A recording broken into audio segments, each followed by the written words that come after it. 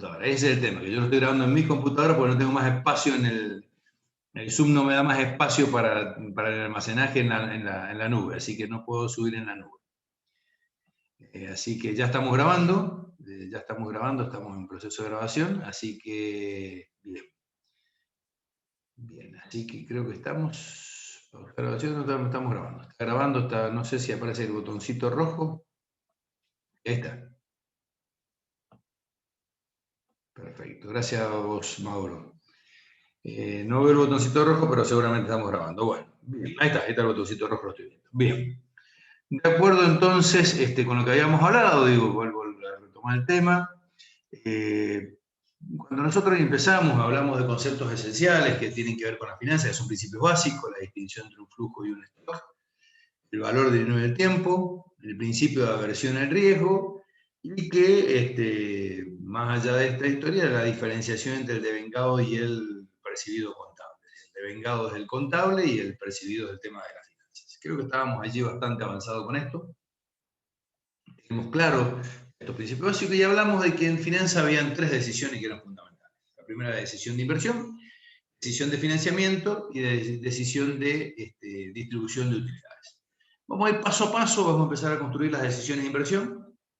Yo les hablé durante todo el desarrollo de clases de un concepto clave que eran los flujos de fondos y le dije que un flujo de fondos es una construcción que se hace a partir de una proyección de la empresa.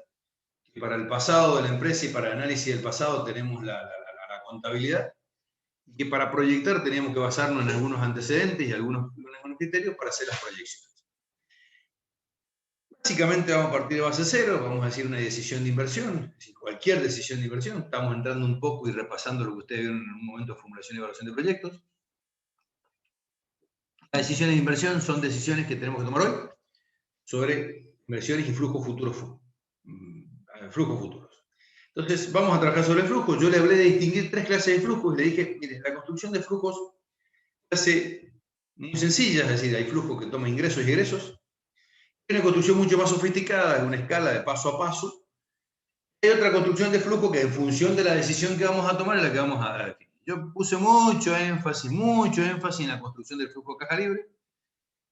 Tanto uno como otro me permite medir el análisis de la información. Y hacer el análisis. Entonces, el flujo de caja libre, dije, mire, básicamente para decisiones de inversión, y para valorar empresas, algunas otras cosas más. Ahora vamos a entrar en decisiones de inversión y vamos a ir por varios métodos para analizar las decisiones de inversión. Vamos a pasar por la primera. ¿Qué es una decisión de inversión?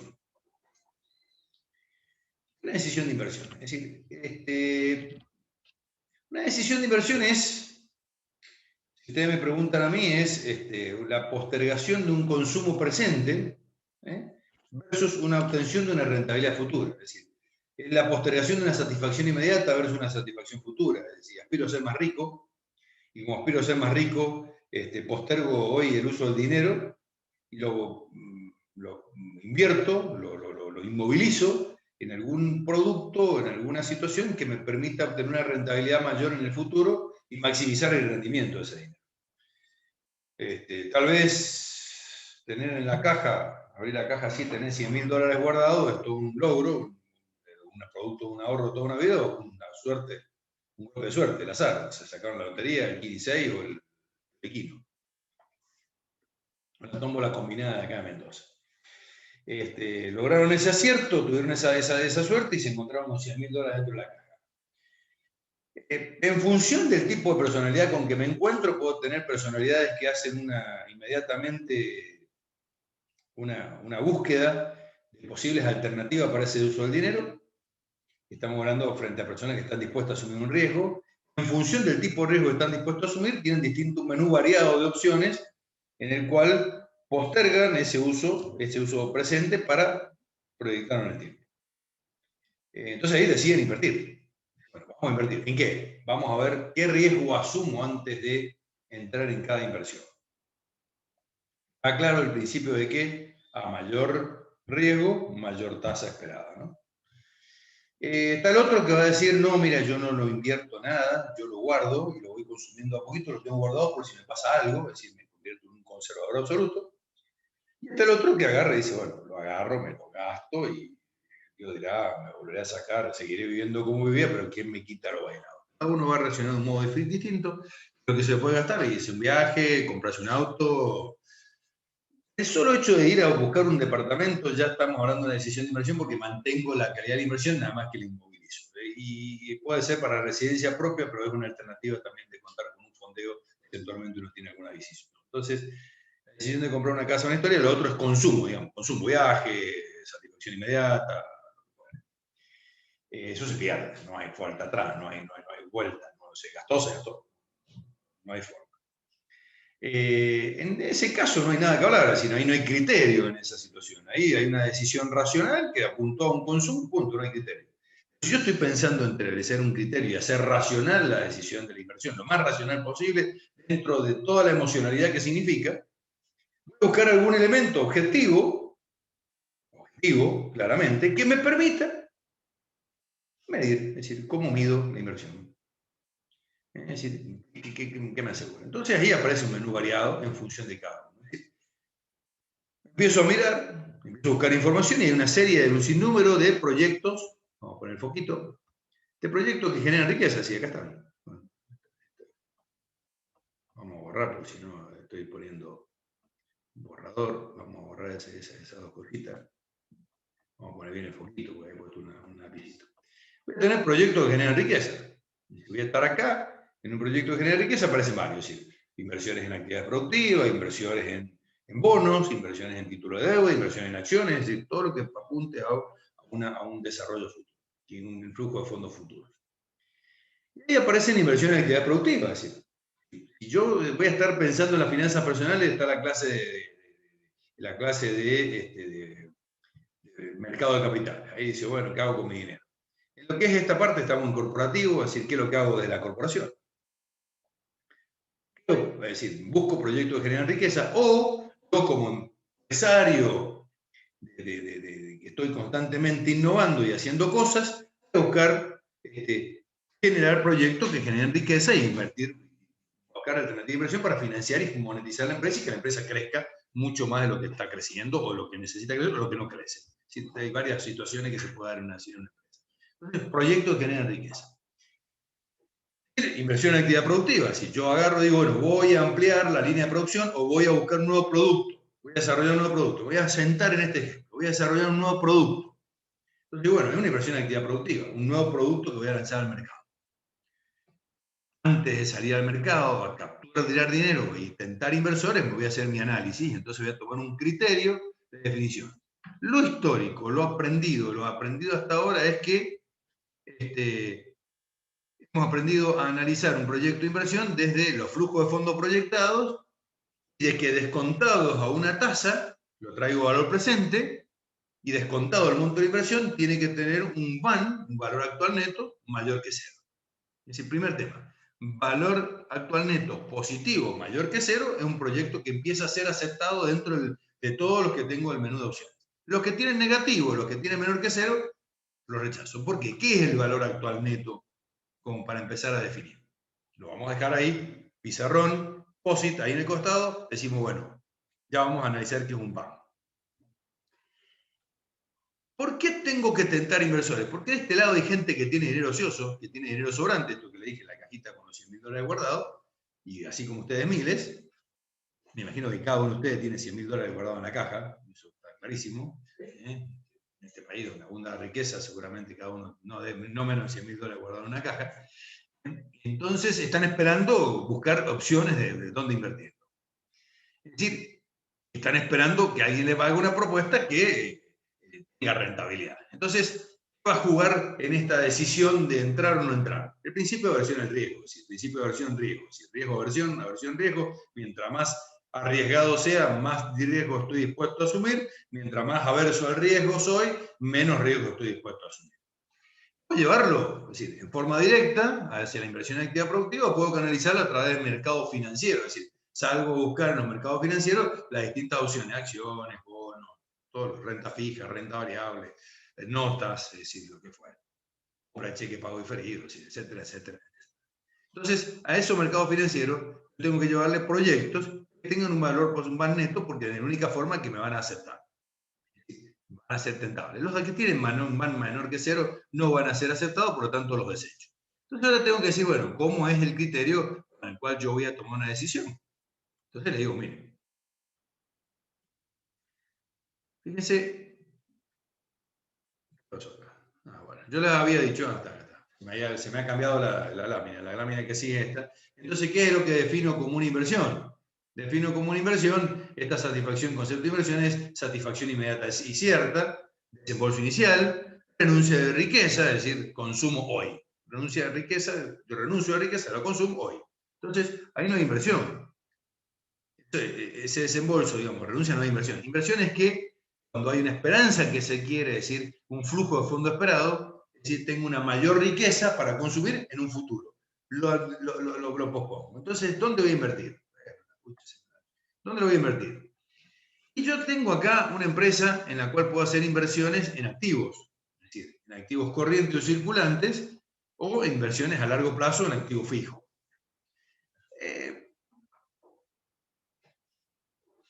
Corto plazo, es decir, doto de capital de trabajo a la empresa, salgo a buscar al mercado financiamiento para conseguir capital de trabajo, para tener efectivo disponible para hacer frente a alguna eventualidad. Tiene un costo muy elevado, solo el hecho que lo pida tiene un costo elevado, pero hay que ver el análisis de contar con ese efectivo como blindaje, me voy a blindar.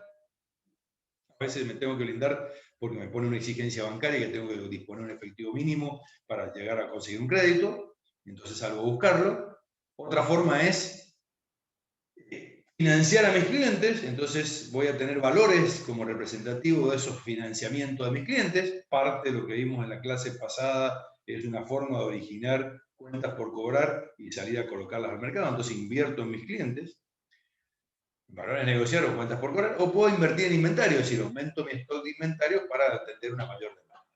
Es una inversión de corto plazo y por lo tanto requiere un inversionista de corto plazo y tengo que hacer una propuesta de pago en el corto plazo.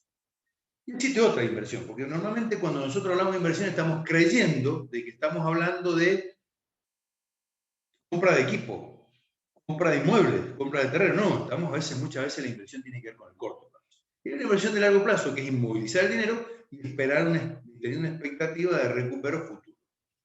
Es decir, como habíamos dicho al principio, toda inversión tiene que generar rentabilidad. ¿Sí? Rentabilidad. ¿Qué significa rentabilidad? Que el que tiene que tener el flujo futuro de fondos versus el que produce traído a valor presente versus la inversión inicial, la inversión que tengo que hacer ahora, me tiene que dar un valor actual neto positivo. El otro es el valor presente del flujo versus la inversión inicial. Me tiene que dar un valor actual neto positivo, si tiene que ser mayor que cero. ¿Por qué? Porque si yo descuento una tasa esperada de rentabilidad conforme lo me indica el mercado, el flujo descontado a esa tasa me está asegurando la tasa esperada. Si tengo cero es porque produce como rentabilidad interna, rentabilidad esperada. Si está por encima de cero, supera la rentabilidad esperada. Ahora, si está por debajo de cero, no tengo la rentabilidad esperada, por lo tanto, lo desecho. Ahora, desde el punto de vista de la gestión empresarial, nosotros vamos a mirar el ROA, la rentabilidad sobre el activo, o lo que les vengo a presentar como nuevo producto, va a ser el ROIC, la rentabilidad sobre la inversión de capital. La inversión, capital investment, rent on investment capital, es decir, capital invertido. Todas son variables positivas y que apuntan a lo mismo, es decir, a determinar cómo se hace esto. Para analizar la primera decisión de inversión en una empresa existente, una empresa en marcha, les tengo que decir lo siguiente. Nosotros en finanzas, y esto lo tienen que haber visto en la evaluación de proyectos, partimos siempre de, en definitiva, cada proyecto un base cero. Es decir, ¿qué significa base cero? No existe empresa, no existe nada que aporte al flujo anterior, con lo que podemos llamar el análisis de incrementales. Es decir, ¿qué es el análisis de incrementales? ¿Cuánto tengo que incrementar de mi empresa, de mis ingresos, versus los costos que tengo que incrementar para poder llegar a hacer esto y qué inversión adicional tengo que hacer para poder incrementar todo esto? La estructura que tengo yo de la empresa no se toma como existente y como que forma parte del proyecto. El proyecto se evalúa en función de la realidad del negocio y de las externalidades que puede producir el negocio. A ver, ejemplo. Si yo voy a poner una empresa de cero para producir estos lápices, lo más seguro que tengo que montar una línea que fabrique estos lápices, que haga inyección de plástico, que me corte el grafito y que me permita hacer el ensamblado del lápiz.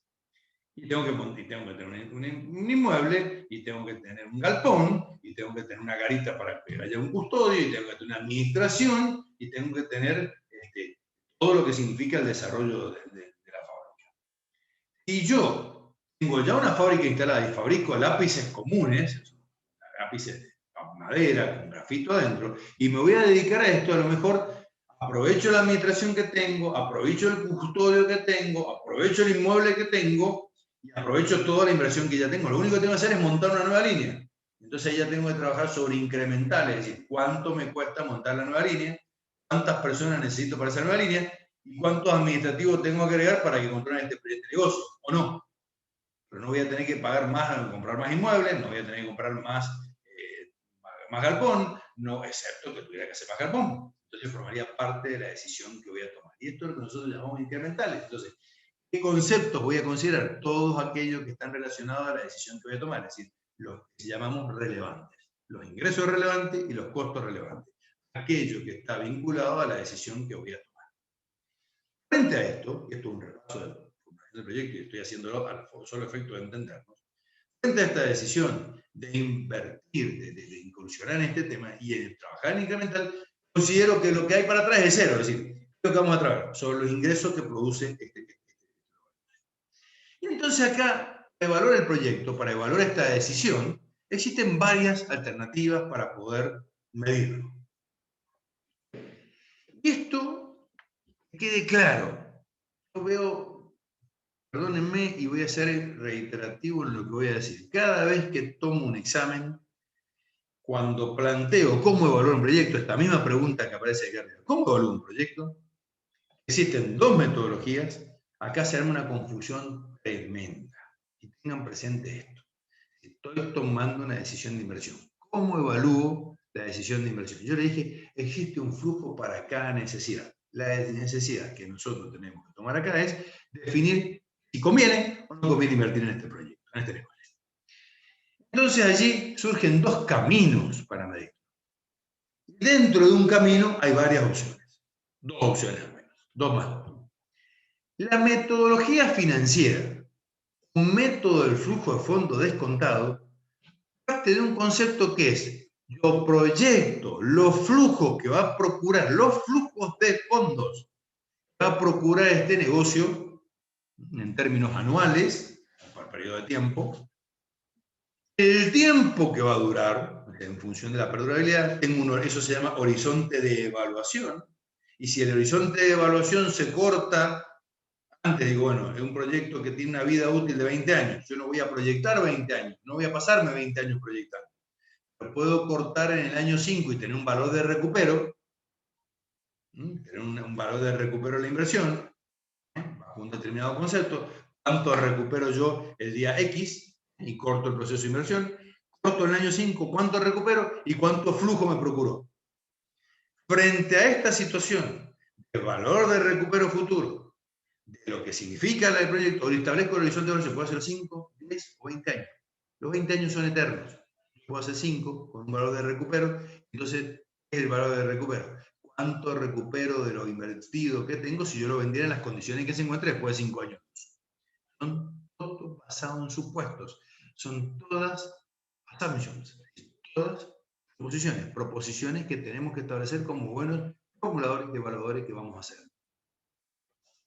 En la financiera, establezco el flujo de fondos y que puedo establecerlo bajo un camino que puede ser el flujo de fondos naturales y que aprendieron ustedes, es decir, dice ingresos. ¿Qué ingresos voy a tomar? No, mire, va a tomar el ingreso financiero que produce, fantástico, por ventas, por todo lo que puede llegar a ser alguna situación. Entonces, tomo el año 1, voy a tener tanto ingreso, el año 2 tanto ingreso, el año 3 tanto ingreso y así voy. Egresos. Y acá tengo egresos que son egresos para afectar impuestos y egresos que no se afectan impuestos. Entonces, los egresos de fondos que afectan impuestos los voy a considerar. ¿Cuáles son los egresos de fondos que afectan impuestos? Los egresos de fondos que afectan impuestos son aquellos egresos que tienen que ver con lo ordinario, lo cotidiano, lo reiterativo.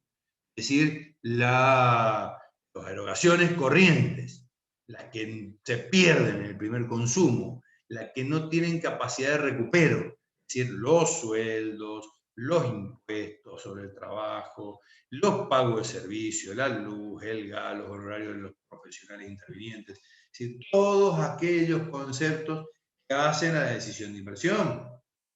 Entonces, frente a esa situación de los conceptos que tienen que ver con lo reiterativo para obtener ingresos, van a estar también las compras de materias primas.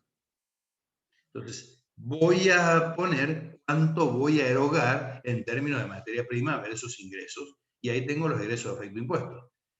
Las depreciaciones no se toman porque no forman parte de los egresos de efecto impuesto, porque son contables. Entonces estamos hablando de flujo de fondos. Pero sí voy a tener presente los egresos que no son afectos a impuestos, como por ejemplo las decisiones de inversión. La compra de un inmueble no es descontable en temas impositivos ya, y lo voy a tener presente como un valor de inversión ahora. Entonces tengo un flujo de fondos construido sobre ingresos, ingresos no afectos a impuestos, ingresos no afectos a impuestos. Después voy a tener los conceptos de ingresos por recuperos. Es decir, que allí voy a tener armado el flujo de fondos de los 5 escalones. Entonces voy a tener el resultado del déficit o el superávit operativo, es decir, ingresos, menos egresos a efectos de impuestos, menos egresos a efectos de impuestos, más o menos los recuperos, en función del periodo del horizonte de vida útil que tenga el proyecto. Voy a tener un déficit o un superávit operativo. Lo vamos a practicar, quédense tranquilos, lo estoy teorizando, pero vamos a ir a una práctica. Conclusión. La definición del horizonte de evaluación también me da la definición del concepto de la vida útil del inmueble, de la inversión, y el concepto de la vida útil de la inversión me da distintas alternativas para establecer cómo se establece el valor de recupero en el año que lo ponga. Vamos a trabajar todos esos conceptos. Estoy teorizando y dando el marco en el conceptual en el cual vamos a operar. Ese ingreso, ese flujo de fondos, seguramente en el año cero tengo negativo, porque voy a partir del año cero, que es la inversión inicial. Y la inversión, en el año 1 puedo tener negativo, pero a partir de ahí empiezo a tener un flujo positivo. Este flujo positivo del año 1, del año 2, del año 3, del año 4, del año 5, del año 6, lo traigo a valor presente. Entonces lo comparo, es decir, descontando en una tasa de referencia, que vamos a discutir después qué tasa se usa, y voy a obtener un valor actual neto, lo que aparece acá como financiero, a método del flujo fondo descontado, que utilizamos el concepto de valor actual neto. ¿Qué significa? Que al valor presente del flujo le voy a sumar, en términos matemáticos, esto que aparece como negativo al inicio, es la inversión inicial del proyecto. Entonces, si ese valor presente del flujo le resto, le sumo, digamos, me queda con signo negativo, la inversión inicial me va a quedar un VAN, un valor actual neto, que va a ser mayor que 0, menor que 0 o igual a 0. Si es igual a 0, obtuve la misma rentabilidad esperada, no crea valor. Si es mayor que 0, está por encima de la rentabilidad esperada, crea valor. Y si está por debajo de 0, no crea valor ni me compensa la rentabilidad esperada. Conclusión, estoy definiendo la viabilidad de un proyecto con una sola cifra, valor actual neto. ¿Cuándo se produce el corte? ¿Cuándo se produce la ruptura? ¿Cuándo produce rentabilidad? ¿Cuándo se corta? Es análisis del flujo y en función de la tasa de retorno.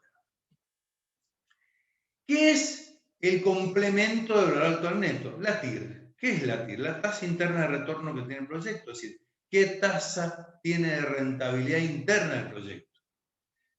Esa tasa, si es mayor que la tasa esperada, crea valor. Si es menor que la tasa esperada, no crea valor. ¿Qué es la TIR definida desde el punto de vista teórico? Es aquella tasa a la cual el valor actual neto se hace 0. Es decir, que es la que me compensa la inversión inicial. Esto es matemática pura. Pero quiero decir, si yo tengo una tasa para descontar flujo del 7%, que es la tasa de rentabilidad esperada en moneda dura, y yo tengo una TIR del 10%, quiere decir que este proyecto es súper rentable por encima de la tasa esperada. Si tiene una rentabilidad del 5%, no tengo la rentabilidad esperada, por lo tanto no tengo TIR, no tengo viabilidad práctica para este proyecto, y seguramente con esa tasa el VAN es 0. ¿Sirve? Sí, sirve. Tiene algunas limitaciones. Por ejemplo, si en el flujo de fondo esperado en el año 3 hay un flujo negativo por alguna circunstancia, se cortó, nace otro proyecto y entonces tengo que hacer las TIR por periodos hasta donde se produce. No me admite más que un solo negativo en el flujo esperado. Entonces tiene una limitación. Se producen 2 TIR. No pueden existir proyectos con 2 TIR. Ni proyecto con TIR infinita. Siempre tiene que haber una TIR. Pero bueno, definido este tema. Y después está el otro indicador de medición, que es el periodo de recuperación de la inversión, que es el tiempo en el cual yo recupero la inversión inicial. ¿Qué significa? Es decir, desde el flujo de fondos, digo, en el año 1 cubre el 10%, en el año 2 cubre el 30%, el año 4 cubre el 60% del tanto. Entonces, este proyecto se recupera en 4 años, 5 años, 3 años, lo que tarde en recuperarse el fondo. Ese periodo de recuperación de inversión también tiene una historia ahí interesante, que es qué flujo tomo, el presente o el futuro. Entonces, lo ideal sería que el verdadero periodo de recuperación de inversión es a valor presente. Pero bueno, lo vamos a analizar oportunamente. ¿Existe otra alternativa? Sí, existe otra alternativa de analizarlo. Con el flujo caja libre. El flujo caja libre no es más ni menos que lo mismo. Es decir, tengo el resultado económico del proyecto, le devuelvo las depreciaciones, el resultado económico en ventas proyectadas, costo de ventas proyectado, gasto operativo en el cual tengo las depreciaciones, le resto los impuestos, le devuelvo las depreciaciones y tengo el flujo operativo. Le resto las variaciones de capital de trabajo, o sea, las inversiones o desinversiones en capital de trabajo, que partiendo de base cero siempre va a ser inversiones. Le resto las inversiones, como vimos en el caso Capitalia, que tengo que hacer en la empresa.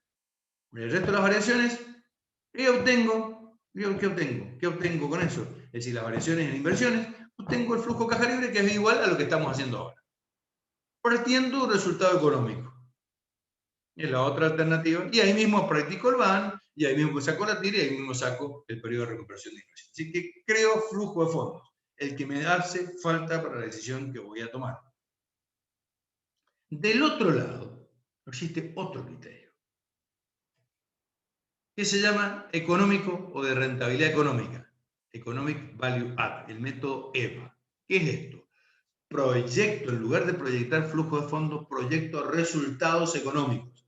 Este concepto parte de la base de que los flujos de fondos en el largo plazo son similares a la rentabilidad económica. Lo que pueden haber es desvíos temporales de fondos, tienen que ver con que hay inversiones o desinversiones. A ver, cuentas por cobrar que me fasan la cobranza, inversiones pero en definitiva ellos parten de la base del análisis de la rentabilidad que procura el proyecto versus el stock. ¿Sí? Flujo de rentabilidad económica versus stock de inversión a valor presente, a valor de mercado, a valor económico, comparándolo con el costo del capital invertido en ese proyecto. Y esto toma dos conceptos que son clave, el ROIC y el WACC. ROIC es rentabilidad sobre el capital invertido, Rent on Investment Capital, y WACC es costo promedio del capital. Voy a avanzar un poquito más, voy a repasar los conceptos, se los presenté y ahora vamos paso a paso. ¿Qué significa contratar a valor actual? Es decir, valor actual es traer los valores futuros de los periodos, n periodos, es decir, el valor actual es el valor del flujo de cada periodo dividido 1 más i a la n, es decir, ahí obtengo el valor presente del flujo. Es decir, el que elevado a la n, que es, acá hay dos cosas que tenemos que definir. La i, la tasa de la i, es la tasa de retorno esperado, y la n es el periodo del horizonte de evaluación. El valor futuro traído al valor presente me forma el valor actual.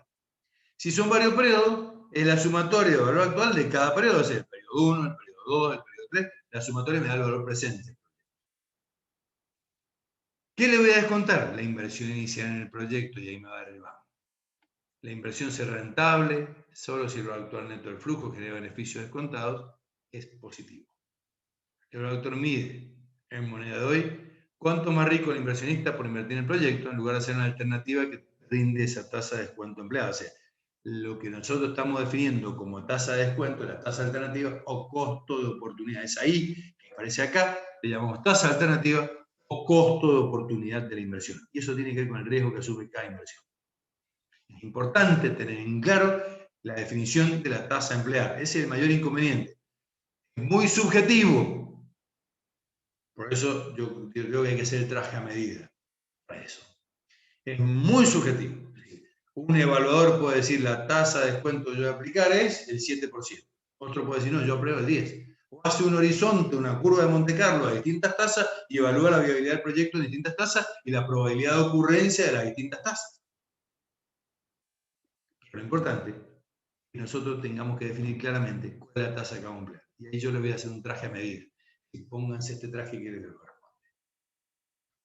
El otro concepto es la tasa interna de retorno, y aquella tasa de interés a la cual se hace cero el autor neto del flujo de beneficios netos. Es conveniente realizar la inversión cuando la tasa de interés es menor que la TIR. Es decir, cuando el uso de capital de otra inversión rinde menos que el capital invertido en este proyecto. Estos conceptos son claros y ahí está el policía diciendo, ojo, alerta. Tasa interna de retorno. ¿Qué hace si la tasa es mayor, la TIR es mayor que la tasa de interés esperada? Fantástico, vamos para adelante. Si es menor, para afuera. Y aparecen algunos inconvenientes con proyectos excluyentes, con proyectos de más una TIR y proyectos sin TIR. Proyectos sin TIR sí, cuando no tenemos inversiones. A ver, en las inversiones, en la economía, en las inversiones actuales, digamos, en los flujos de fondos de las inversiones en la economía moderna, de las startups modernas que tienen que ver con el mundillo digital, no hay inversiones, son todos gastos. O sea, ¿qué gasto puedo tener? Una computadora, las computadoras hay que cambiarlas todos los años, entonces son todos gastos. Entonces ahí no tengo TIR. Ahí tengo que evaluar cuál es el valor presente del flujo para decir si vale la pena o no vale la pena, ver cuánto tengo que invertir inicialmente en este negocio para escalarlo. No hay inversión inicial, si necesito fondos en el futuro. He tomado una TIR y sí, cuando se producen los cortes, como le dije recién, negativos en distintos periodos, aparecen dos TIR. Entonces tengo que tener TIR alternativas. Proyectos excluyentes, es decir, cuando un proyecto excluyente, cuando un proyecto sustituye a otro. Es decir, hay proyectos que son excluyentes, hay proyectos que son independientes y hay proyectos que son complementarios. Los proyectos excluyentes son o uno u otro, o fabricar lapiceras o fabricar camiones. No. Uno de los dos tengo que tomar porque tengo muy poco dinero para tomar la decisión. Siempre es escaso el fondo, entonces lo voy a asignar mejor. Ahí tomo el que tenga la mejor TIR. Si son independientes, no se vinculan uno con otro. Es decir, digo, en la misma fábrica, si son independientes, no se vinculan uno con otro, no tiene nada que ver, son dos cosas totalmente distintas. Si son complementarios, uno necesita del otro, entonces allí tengo que tomar el que tiene, tengo que hacerlo siempre que tengan TIR mayor que la tasa esperada de retorno. Son los conceptos importantes. La TIR no sirve para comprar proyectos y mayor TIR no significa mejor proyecto. Esto que quede claro. Que tenga una buena TIR no significa que el proyecto sea mejor que otro. Hay proyectos que tienen que ver con otra historia. Entonces, frente a todos estos inconvenientes, apareció la otra metodología que se llama Economic Value Add, valor económico añadido. Un proyecto genera valor cuando genera un excedente después de haber pagado el costo del capital utilizado. Eleva más que un indicador, un instrumento de gestión que permite, a partir de un proceso continuo, incorporar valor al proyecto con nuevos proyectos que crean valor. Es decir, ¿qué significa esto? Ya vamos a entrar en los dos conceptos clave que tiene esta operación. La primera es rentabilidad sobre capital invertido o ROIC. La rentabilidad del capital invertido o ROIC determina la rentabilidad del negocio. Desde el punto de vista estrictamente financiero, económico, digamos, ¿no? Sin considerar los conceptos que implican salida de fondos. Hay una gran diferencia con el ROI contable, con el ROA sobre todo, y la fórmula que nosotros vamos a aplicar es ROIC, Rent on Investment Capital. Es igual a ¿qué? Al NOPAT, sobre capital invertido. ¿Qué es el NOPAT? Pregunta de examen toda esta. ¿Qué es el NOPAT? Es el EBIT neto del efecto fiscal. Lo mismo que nosotros habíamos tomado, ¿se acuerdan? Cuando analizamos la creación del flujo de caja libre, decíamos, mire, partimos del EBIT, le restamos el impuesto a tasa general y a partir de allí reconstruimos el flujo. Bueno, en este caso, lo que nosotros tomamos es la rentabilidad con las depreciaciones descontadas dentro del EBIT, neto del efecto fiscal, sobre la inversión de capital necesaria para llevar adelante el proyecto. Si ustedes estuvieran evaluando una empresa, o evaluando seguir o no en la inversión de una empresa, lo que tienen que tomar es el capital invertido sería el activo a valor de mercado.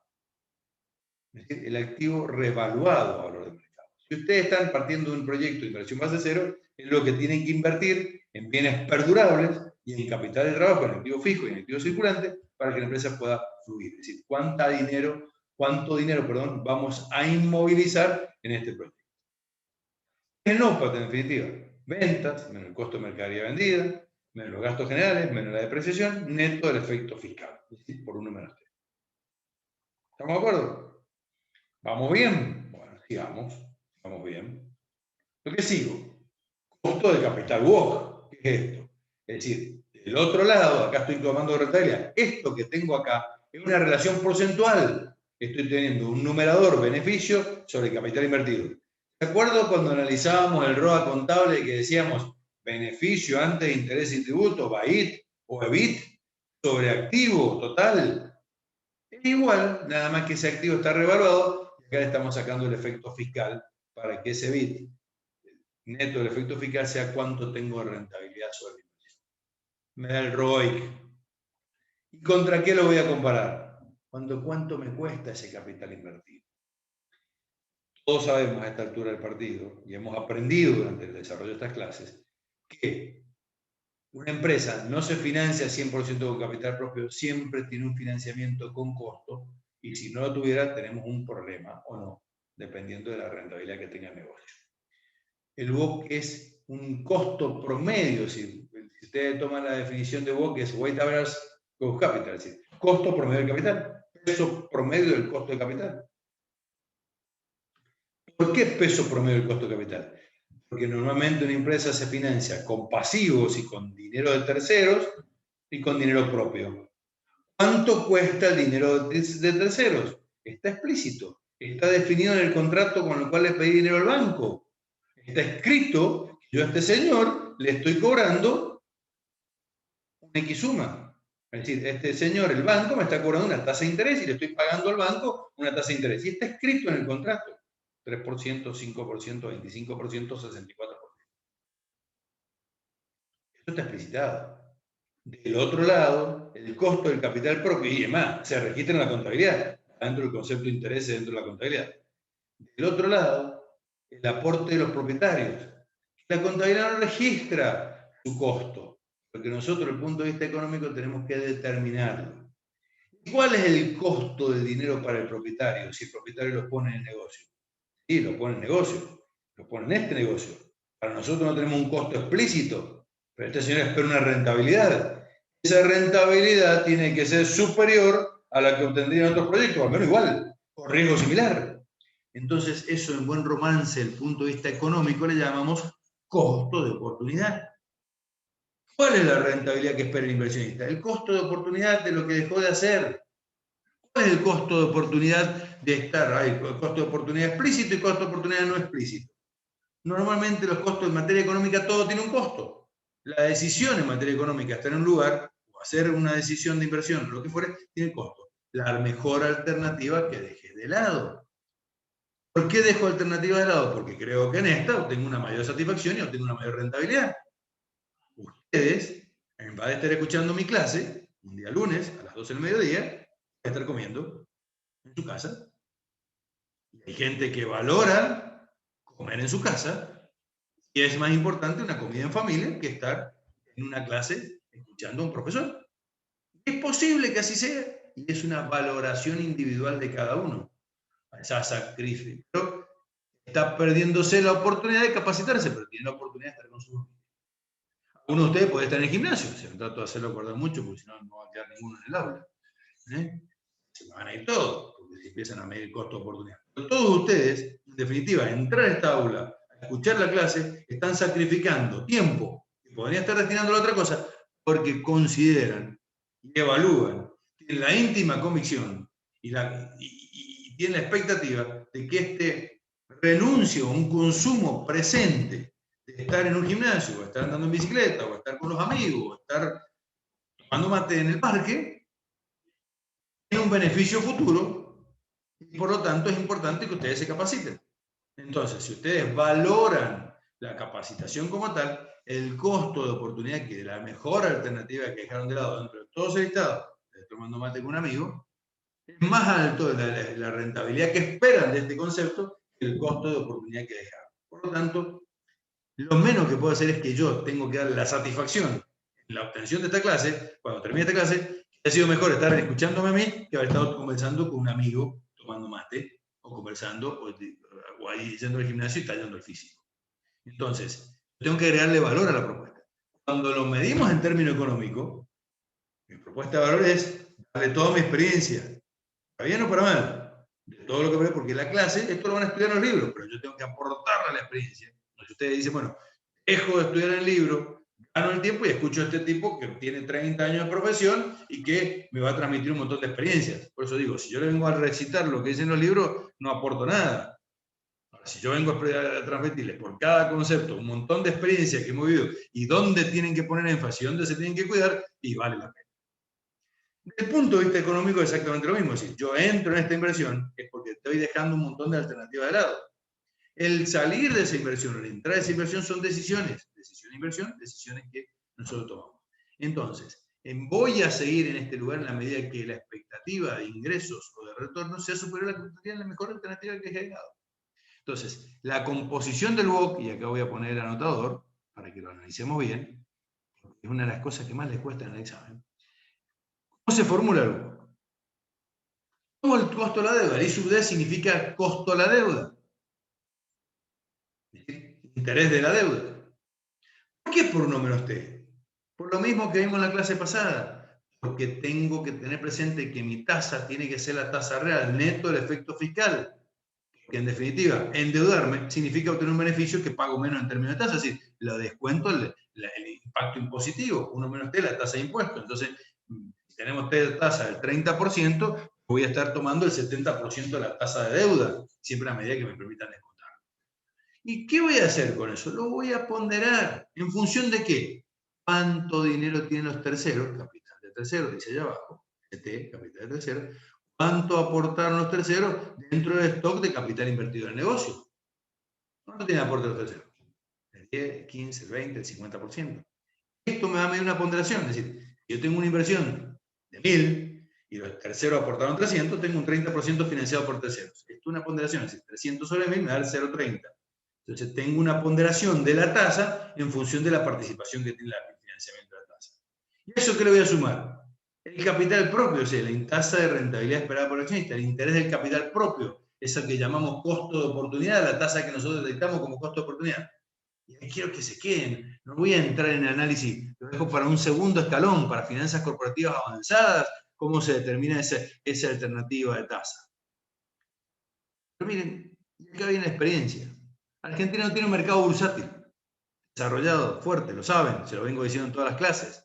Al no tener un mercado bursátil grande, desarrollado, que podamos medir cómo va el mercado y poder determinar cuál es la tasa de rentabilidad esperada para empresas de similitud de riesgo, la mejor alternativa es sentarse con el señor que tiene el dinero invertido en este negocio y decir, ¿qué espera usted?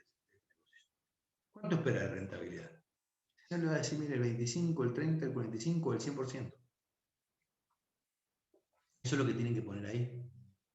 ¿Qué es lo que le está esperando? Él ya sabe medir. El empresario no es bobo, es muy inteligente. No importa la formación que tenga, él sabe cuánto tiene que esperar de rentabilidad. Muy poco lo van a decir y me puede contar que me pague el sueldo. No, nadie va a decir eso, no, de rentabilidad espero tanto.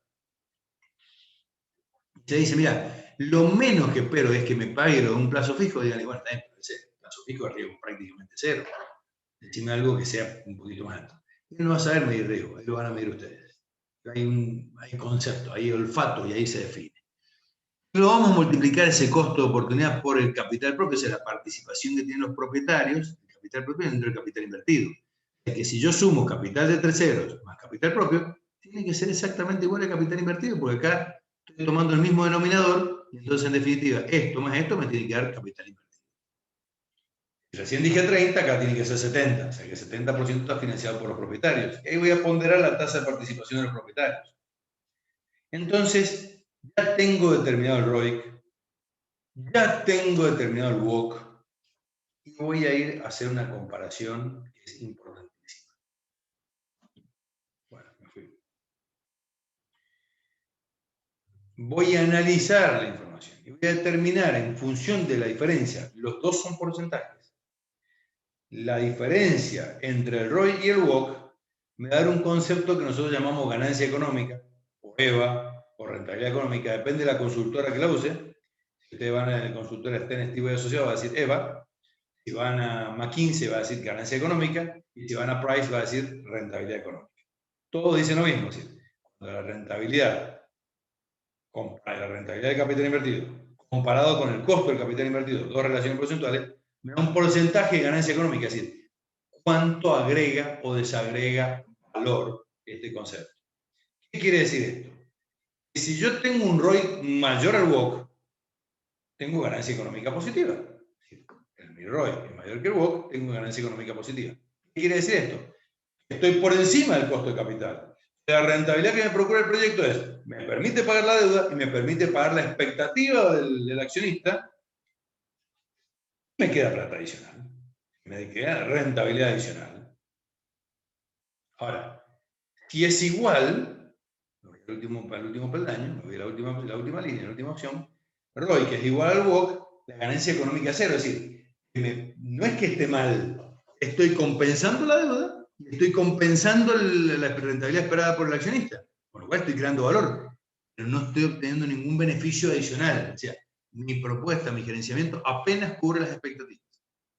Ahora, estoy en una situación donde el ROI, que es menor que el WACC, mi ganancia económica es negativa. Ser ganancia económica negativa, lo que estoy haciendo no es que estoy perdiendo plata, a lo mejor en la contabilidad estoy ganando plata. Y lo vamos a ver cuando veamos la clase próxima del caso Capitalia, que vamos a ver este concepto de ROI versus WACC, y vamos a volver a retomar el caso Capitalia que vimos la otra vez, que hicimos el flujo caja libre, lo vamos a medir en estos términos, y te va a decir, mire, ¿se acuerdan que creían que ganaba plata? ¿Se acuerda que la empresa tenía flujo de caja? Pero fíjese, y que tiene que endeudarse para pagar dividendo, acá está la explicación. El ROI que es menor que el WACC. La empresa gana dinero, pero no crea valor. No permite, la rentabilidad que procura es inferior al costo del capital. Tengo ganancia económica negativa. La empresa va perdiendo y destruyendo el valor que tiene la empresa. Por lo tanto, la destrucción de valor me va a impactar en que cada día tengo que endeudarme más para poder tener utilidades. Era un poquito lo que vimos en la clase pasada cuando analizamos así a prima facie a Capitalia. Es que vamos a analizar la clase próxima. Entonces, esta es, acá presten muchísima atención, no se me olviden, no se me duerman, don't forget, no se olviden de esto, tenganlo presente de por vida, que es una pregunta de examen. Tenía que poner un ojo grandote acá, ¿no? La diferencia entre el EVA y el VAN, ¿se acuerdan que arrancamos de esto? Decía, mire, hay dos posibilidades para evaluar un proyecto.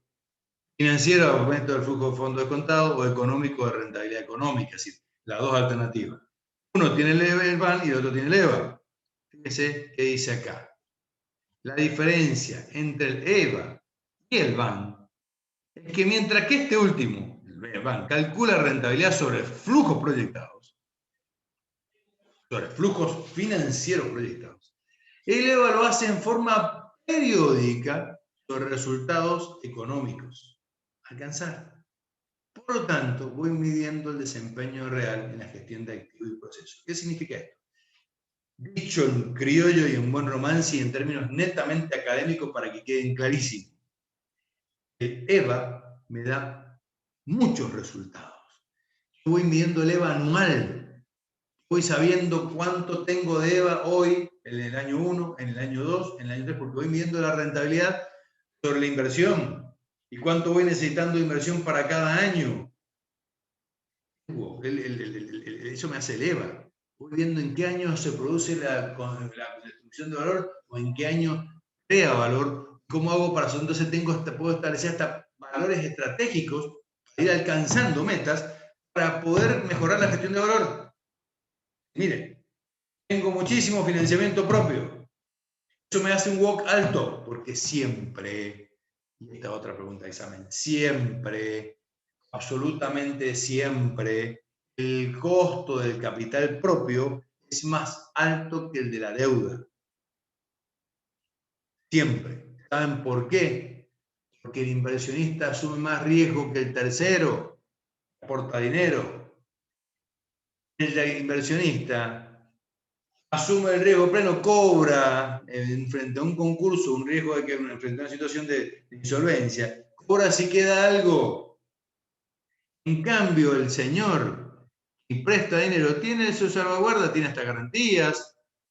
Voy a repetirlo, sí, seguro. Siempre, absolutamente siempre, el dinero de los terceros es más barato que el dinero de los inversionistas. El tercero tiene riesgo acotado, cobra siempre. De algún modo u otro cobra. El inversionista es subordinado. Cobra si queda algo excedente previo a haberle pagado a los terceros. Asume un riesgo más alto y entonces, por lo tanto, a mayor riesgo, mayor tasa esperada. El inversionista, el tercero, que presta dinero, asume el riesgo en función de la escala de riesgo que asume. Si es el primero en prestar dinero, de un riesgo más bajo. Si es el último antes de que la empresa caiga, tiene un riesgo más alto y va a tener una tasa más alta. Pero siempre va a ser más barato, porque aún cobrando una tasa alta, el interés que le paga un tercero, a un prestamista o a un banco que me preste, tiene la ventaja de tener la deducibilidad impositiva. O sea que en función de la tasa de impuesto de la ganancia que tenga, siempre va a ser más alto. Por muy que sea alto que sea la tasa de interés, va a ser más alto y va a tener esa ventaja adicional. O sea que el dinero de tercero es más barato por dos situaciones. La primera es porque asume menos riesgo y la segunda porque tengo un costo menor, porque tengo una ventaja fiscal. ¿Estamos de acuerdo? Entonces, tengo una ventaja fiscal. ¿Qué significa tener una ventaja fiscal? Que tengo una deducibilidad de intereses en los impuestos. Pago menos, en definitiva. ¿De acuerdo? Entonces, esos conceptos clave que estoy diciendo yo ahora, ¿qué va a haber su banco? Estoy midiendo costo de capital versus rentabilidad del negocio y estoy midiendo flujo. Estoy en el BAN, tengo un solo número, que es el BAN y la TIR, y no sé cuándo se produce. Puede ser en el último año o puede ser en el primer año. En el EVA estoy midiendo anualmente el desempeño de la organización. Me permite medir activos y procesos. Bien. Bueno. Del otro lado, para ir redondeando, tengo las decisiones de financiamiento. La otra decisión. ¿Me endeudo o no me endeudo? ¿Con quién me endeudo? Toda deuda genera costo. Ese costo de la deuda es I sub D, que es igual a la tasa de interés. Toda deuda genera costo. ¿Me puedo financiar con proveedores? Sí, pero es acotado. ¿Cuánto me pueden financiar mis proveedores? ¿Hasta dónde me puedo financiar con proveedores? ¿Cuántos días puedo financiar mis proveedores? No puedo financiar una inversión de largo plazo con mis proveedores. Me pueden financiar 60, 90 días, 180, un año. Además me van a financiar, mis proveedores me van a financiar una inversión de 5 años. Entonces, tengo decisiones de corto plazo, no tiene un costo explícito de tomar de financiación, que no tiene un costo explícito, y sí de decisiones a largo plazo, que tiene un costo explícito que lo voy a tomar a través de bonos, deuda bancaria, como lo tome. Es decir, puedo salir a tomar deuda al banco, que es lo que ocurre normalmente, o se emite una serie de obligaciones negociables, me endeudo con el mercado y tomo ese dinero. Tengo costo. No existe deuda sin costo. La otra fuente de financiamiento es el inversionista. Este señor espera dividendos. También tiene costo. Vuelvo a lo mismo para que quede claro. Tiene un costo económico, no contable, explícito. Este costo económico es el costo de oportunidad, el costo del capital propio, esto que está aquí abajo. Costo del capital propio. Y aquí su P igual a la rentabilidad que espera el inversionista. Ese es el costo de oportunidad. ¿Cómo invierte el inversionista? A través de compra de acciones o a través de retención de utilidades. Si no me distribuye utilidades, seguir invirtiendo las utilidades porque me interesa que este negocio crezca, o no distribuir utilidades. ¿Cuál va a ser el criterio de tomar? Es decir, cómo se compensa y cómo maximiza o no la gestión de valor el costo del capital, el WOC. El WOC va a ser un balanceo entre, en definitiva, este concepto, la proporción que tienen los terceros versus la rentabilidad que esperan los inversionistas. Mientras más dinero tengan invertido los inversionistas, mientras la relación de inversión sea más alta por parte del inversionista, el WOC va a ser más alto. Una forma de maximizar la gestión de valor es bajar el WOC, y bajar el WOC significa tomar deuda. Damos el miedo a la deuda. El tema, la deuda no es tenerla, el tema es poder pagarlas. No es malo tener deuda, el tema es tener con qué pagarla. Si nosotros tenemos flujo para pagar la deuda, fíjense qué importante. En ningún momento dije que es excluyente el flujo del análisis. Son metodologías de análisis que cada una sirve para cada decisión. Si yo tengo flujo, puedo hacer frente a la deuda. Si tengo rentabilidad, puedo hacer frente al costo de la deuda. Entonces, en la medida que yo tenga flujo, el problema de la deuda no son problemas de stock, son problemas de flujos. Mientras yo tenga flujo para poder hacer frente a la deuda, me puedo endeudar ¿hasta dónde? Hasta donde me dé el límite. ¿Cuándo va a ser el tope el óptimo? Cuando el WOC, digamos, el interés de la deuda se equipara al interés del capital propio. Es decir, cuando ya el inversionista, el tercero, a pesar de todas las ventajas fiscales, me iguale, suma tanto, pero tanto riesgo que la tasa de interés sea más alta y siempre voy a tener una ventaja impositiva. Entonces voy hasta donde me permitan prestarme y es ahí donde voy a cortar la decisión y voy a seguir financiando con inversionistas. Pero la maximización de la rentabilidad viene de esa mano. Entonces, en la medida que yo tome más deuda, invierta menos los propietarios, siempre voy a tener un WOC más bajo. Ese WOC más bajo lo voy a comparar con un ROI que puede ser hasta creciente, en la medida que yo tenga generación de utilidades, tenga financiamiento. Un ROI financiado alto versus un WOC que va bajando, me maximiza la gestión de valor. Eso es lo que tenemos que procurar. Entonces, cuando yo le digo a usted, el objetivo central de la gestión financiera es la maximización de valor, tiene que ver con gestionar desde este punto de vista. Rentabilidad, crecimiento, sustentabilidad, me da una maximización de la gestión de valor. ¿Cómo se mide? A través de la rentabilidad versus el costo de capital.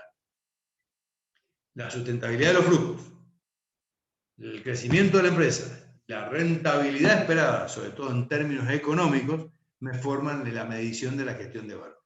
Ahí tomo decisión de financiamiento. ¿Hasta dónde? Vuelvo a lo mismo. Hasta donde me permita la empresa. Concluyendo, y a modo de conclusión, existen tres decisiones financieras fundamentales: inversión, financiamiento y dividendos. El principal argumento que tengo que tener es que el valor de una empresa está asociado a su capacidad de generar flujo efectivo. En la medida que la empresa sea capaz de generar flujos, crea valor. Entonces, ¿qué quiero decir con esto? Repasando, hay dos decisiones que son claves. La decisión de distribución de utilidades no la vamos a ver ahora, pero quiero que quede claro. Así, a modo de repaso. Los principios básicos de la finanza cooperativa de lo mismo. Las preguntas básicas: ¿cómo se asignan los recursos limitados a las compañías a los distintos proyectos de inversión disponibles? ¿Cómo se obtienen los fondos? ¿Cuándo reinvertir y cuándo se devolver? Tiene la respuesta acá. Decisión de inversión, decisión de financiamiento. Decisión de inversión en activos, decisión en activos, ya sea de corto plazo como de largo plazo. Decisión de financiamiento en, a ver, si voy a hacer un activo de corto plazo, voy a financiarlo con pasivo de corto plazo. Si voy a tomar una decisión de largo plazo en activos tangibles o intangibles, voy a tomar deuda de largo plazo o financiamiento de los propietarios.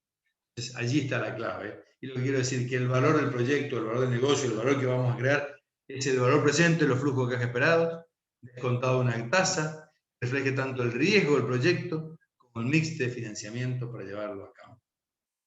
Esta es la conclusión final. La clase de hoy está terminando en estos conceptos, porque ha ocupado bastante tiempo ya, creo que estamos sobre el final, sí, estamos 12:25, estamos ya sobre el tiempo comprometido. La pregunta mía del millón es, señores, preguntas, tienen que haber miles, respuestas, puedo dar las que le puedo dar y las que no las vamos dejando a medida que vamos haciendo el ejercicio práctico. ¿Ha quedado claro? ¿Ha quedado entendible? Yo voy a dejar de grabar porque ahora vienen las preguntas, entonces vamos a dejar de grabar. Pero ¿ha quedado claro?